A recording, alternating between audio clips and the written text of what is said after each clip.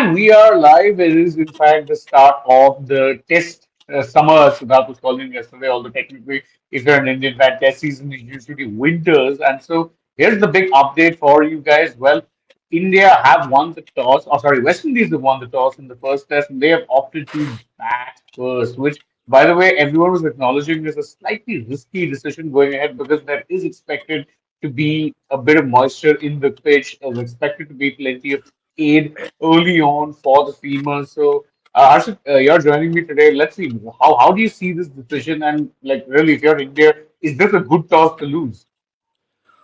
It is, looking like it's a good toss to lose because in the build-up to this match, I did see some pictures. I was reading about what is it that we can expect from the picture. Honestly, I've not seen live visuals of the pitch. However, of what I did read, even a couple of minutes back before we started this conversation, was that there was a fair tinge of grass left on it as well. And keeping that in mind, plus the red soil bit. I wonder why is it that the West Indies have decided to go ahead and bat first because it did look like the team winning the toss will go ahead and opt to bowl, make use of that green tinge on this particular wicket, and it's amazing that we've seen such sort of a greenish touch to an Ahmedabad wicket, something that we've not seen or heard of in recent times.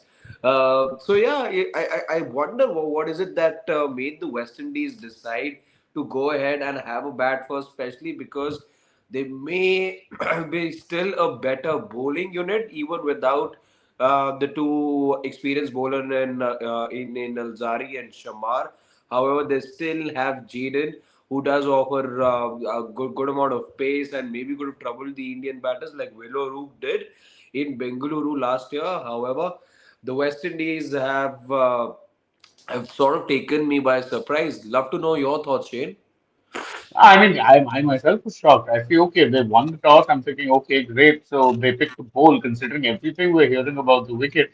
Surely going into bowl is a absolute non-starter. But no, they choose to bat. They choose to stick with tradition basically, because always it's Yeah. always said, right? In Test cricket, you win the toss more often than not. You prefer batting first because that's always just how it goes. You don't want to be batting second on in the fourth Yeah. innings pitch. But Yeah. given everything we're getting to hear, I mean, what we're seeing, and in fact, what I'm seeing of the pitch report as well, is that it essentially tells you that spinners will come into the game, but they'll come into the game later on. So at the moment, everything seems lined up perfectly for India. They could potentially, get West Indies out relatively quickly, make use of the good conditions in play. Thereafter, maybe get advantage of some good batting conditions. And later, when it really starts to turn, then there are three spinners who they've picked. And we'll get to the playing 11s in just a bit. Their three spinners really come into the game. I truly, agree with what is it that you said. However, just on a side note, I wonder if this match does go into a position where you will have spinners have their say. That is something I'm not too sure about right now. Yeah. But since there's a lot of family members that are joining us, some of them are commenting as well. Comments will come to in just a bit. But a quick update on what is it that the 11 looks like for both the teams. Let's start with the team that is starting its home season, which is India. Yashasvi Jaiswal makes it no surprises over there. KL Rahul is his partner, as we saw in England. Then you've got Sai Sudarshan at number three. That means there is perhaps no position for Devdutt Padikkal. He had to be somewhere in the top five, and I don't see his name in the top five at the moment. There is Shubman Gill, your captain, Dhruv Jurel, the wicket keeper Ravindra Jadeja does make it to the squad. There was some question marks, should have been. He is now your talisman now that the stalwarts have retired.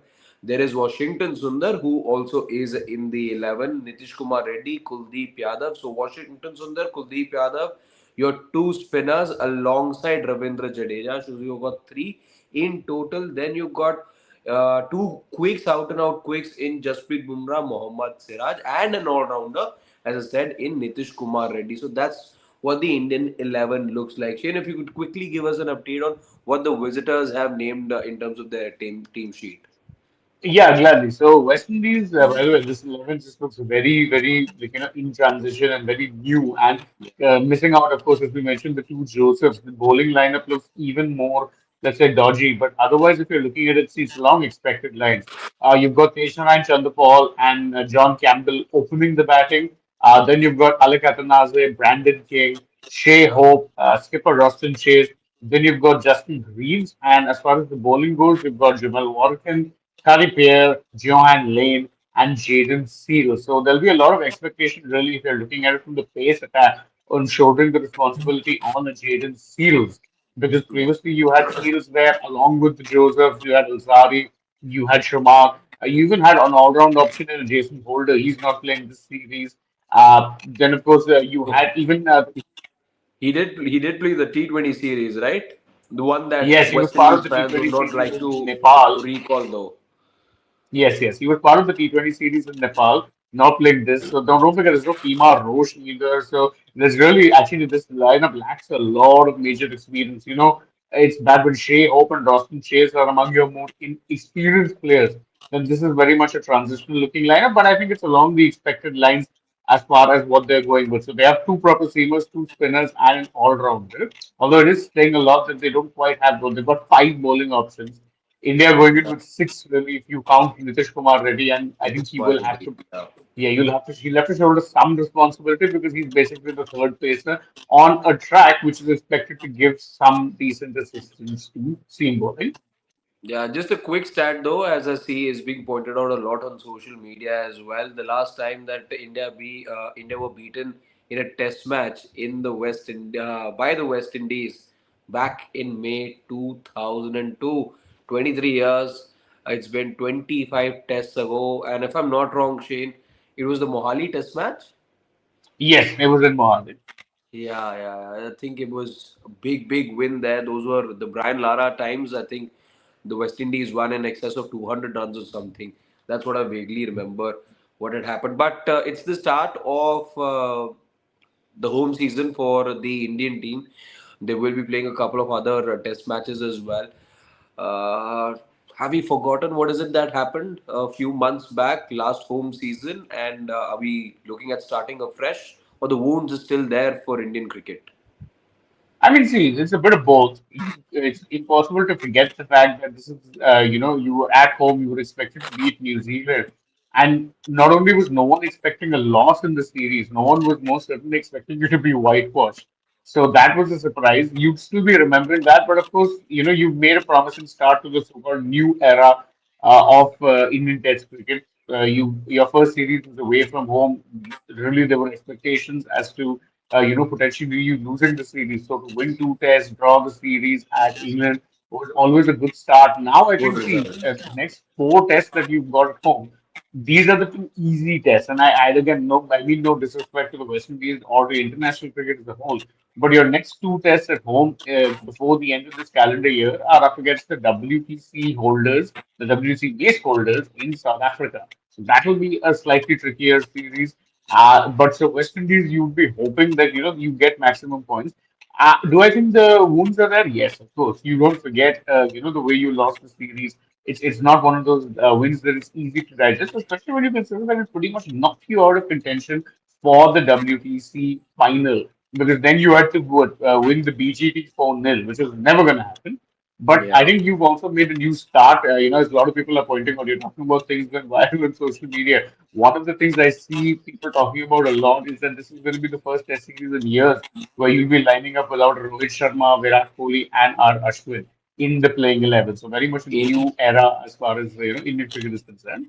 in fact, just a quick trivia on that as well. The last time India had a test squad or a test 11 be named without an Ashwin in the side was back in 2010. So 15 long Oh. years.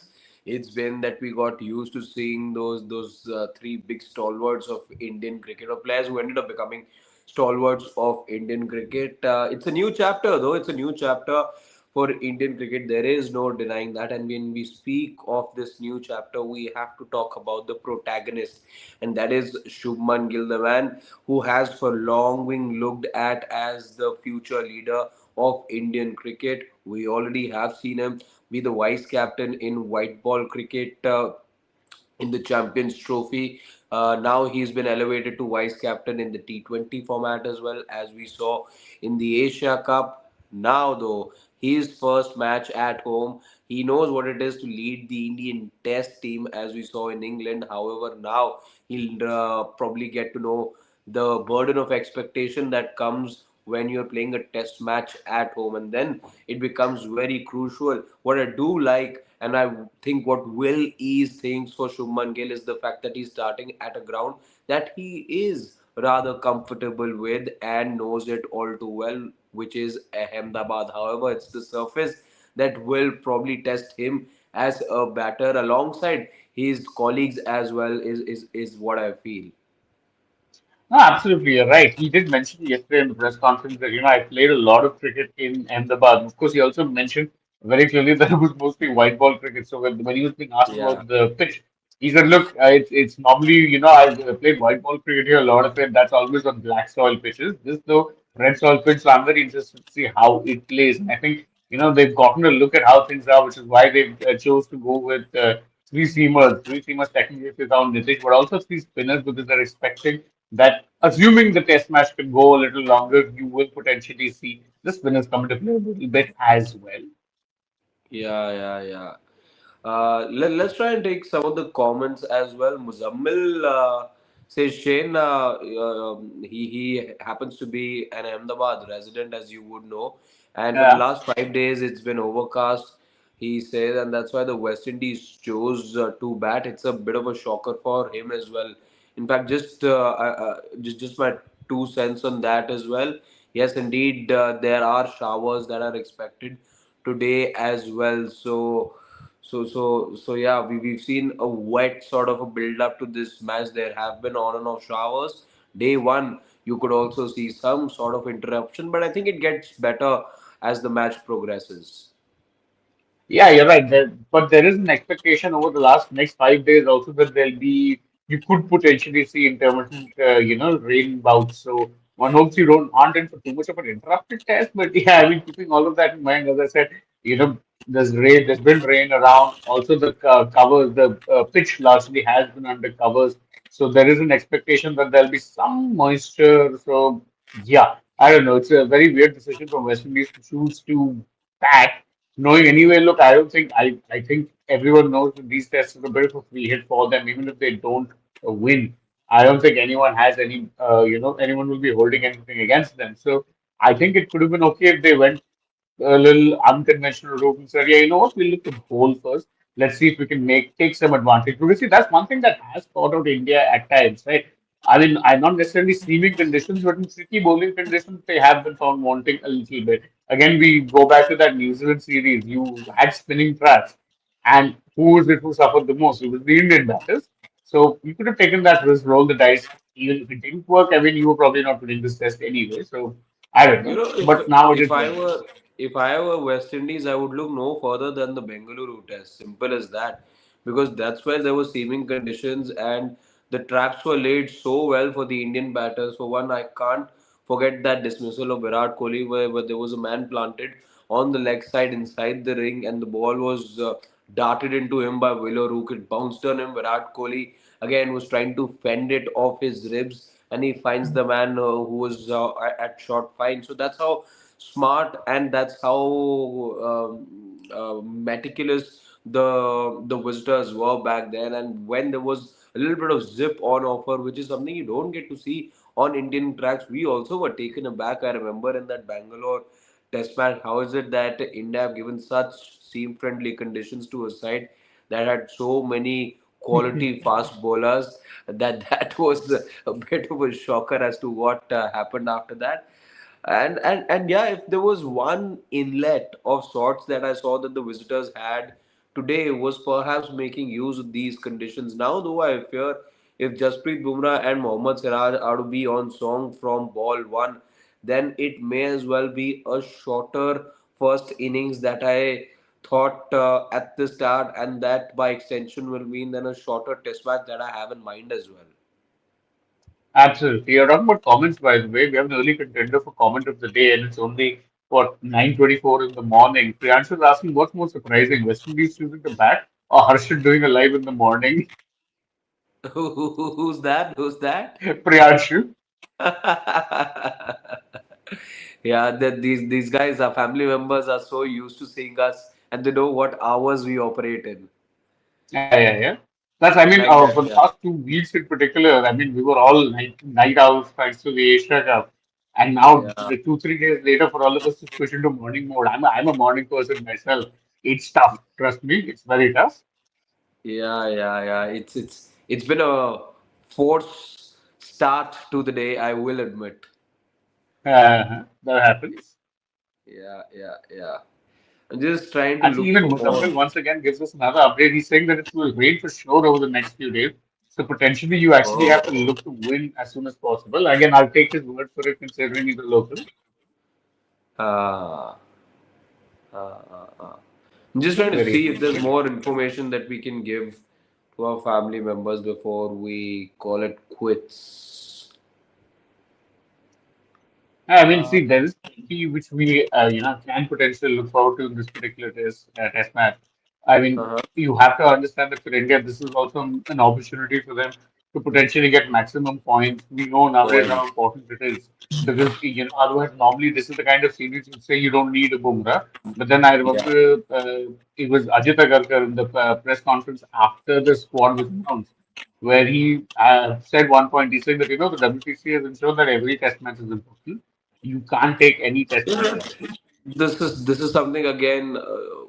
It's like that one wound you don't want to be looking at, one that wound that you don't want to be touching, but you have to go back to that New Zealand series again and again.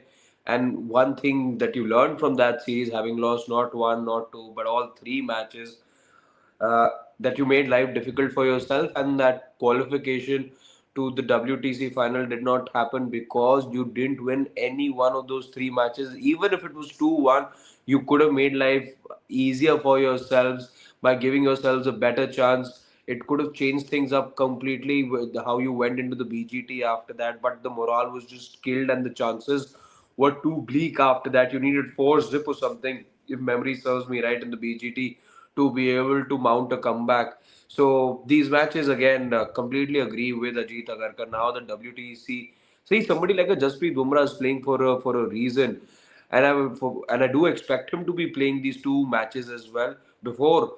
By the way, a call is taken again. It's a conversation which will not be reignited at the moment because you're not looking at a big test series imminently, but the time that you do, and that'll be next year, I think that conversation will indeed get reignited. How is it that you're looking at Jasprit Bumrah in a big series? Is it helping the other bowlers? It is not. Or is it not helping the other bowlers? Is it helping the Indian team as a bowling unit or not, is again something you will have to circle back on. Now though, you can sort of delay that conversation because two matches at home, and when India playing at home, hardly does a test match or a test series go the entire distance. Things usually get wrapped up rather early, and I do get Jasprit Bumrah's inclusion, and I'll be surprised if he plays one of the two test matches. I expect him to play both. Tougher test will be, and the bigger concern for Indian cricket is how is it that we can max out on his availability going forward when we're going away from home. And that's where I feel for India to do well away from home, you need to have a sure shot policy now on Jasprit Bumrah, because otherwise your whole attack is all over the place at times, I feel. Absolutely, wholeheartedly agree. And you see how sorted it looks this time around. Once you knew you had Bumrah available, making the 11 or coming up with an 11 was so much easier. You don't have him, and then you are often left scrambling, and that can leave you in a tricky position. Yeah. Just before we leave, we'll tell you quick thoughts of what is it that Shubman Gill had said at the toss. He said that the preparation has been good, and it's all about getting into the red ball mindset. Totally agree with him. Just a couple Mhm. of days, guys, days back, these men were busy winning the title. I can't say lifting the title because it was only an imaginary trophy that we saw in Dubai. So yeah, it's had to be a quick change of mood in the camp, quick change of preparation, and he says that it looks like a very good surface. Not disappointed with losing the toss. It has been under covers, and then there might be some help early on.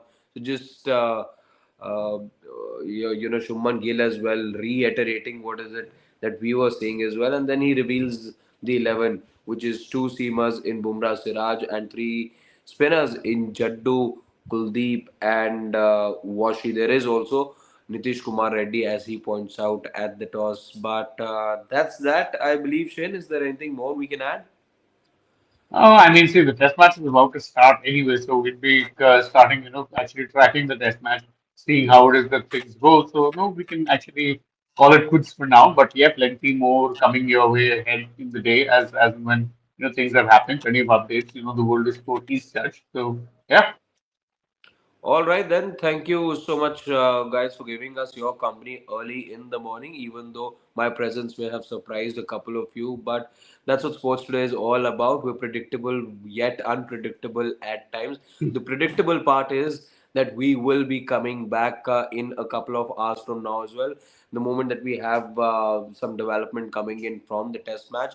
But remember, that's going to be our policy, not just in this test match, but going forward into the second test match in Delhi as well. That we will have the bigger show right towards the end of the day. You will have smaller shows in the build up to the day, but that big show where we'll be coming to you live from the studio will be the post match show. So be tuned in for that.